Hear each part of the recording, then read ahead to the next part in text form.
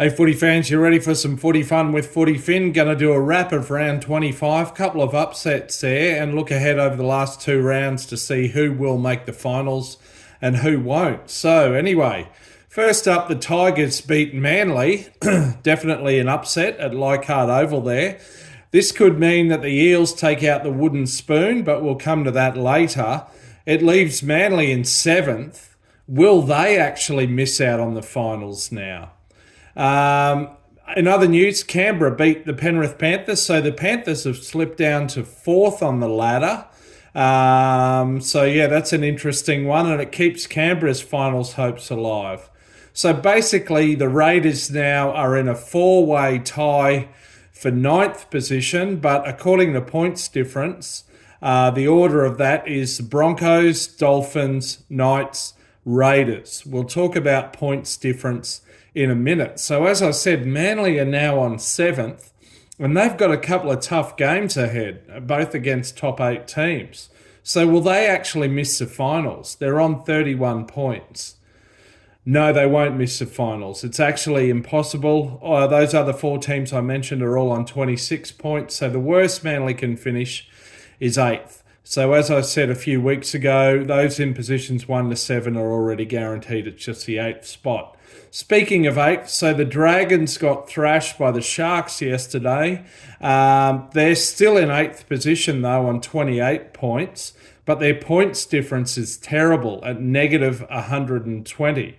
So looking at the Dragons and then those other four teams, Dolphins, Broncos, Knights, Raiders, how do each of them make the finals from here?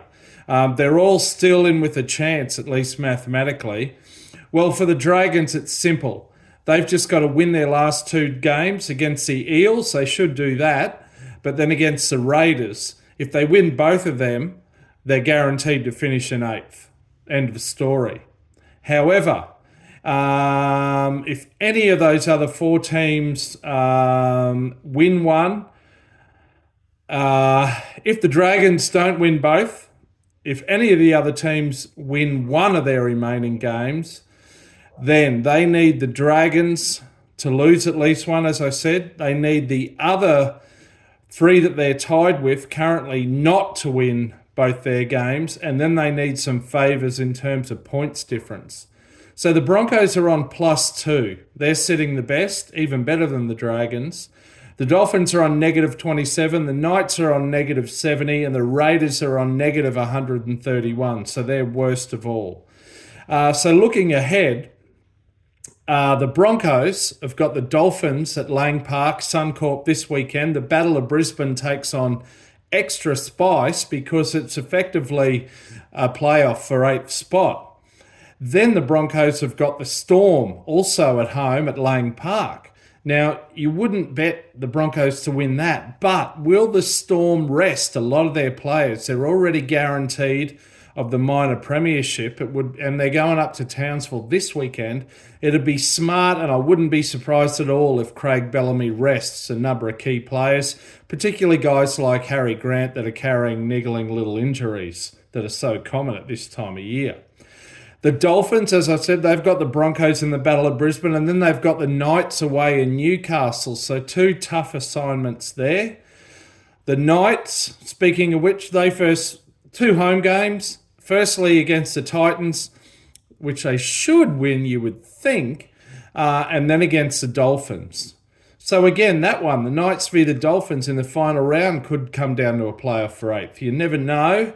And finally, the Raiders. Now, they've got two away games left up against the Roosters and then the Dragons. So the Raiders v the Dragons in the final round could also be a playoff for eighth. But sorry, Raiders fans, I'm actually scratching the Raiders at the moment. I already had the fact that they've got the Roosters, they've got two away games, they've got a terrible points difference. I'm scratching them myself, but not scratching any of the others. So there you go.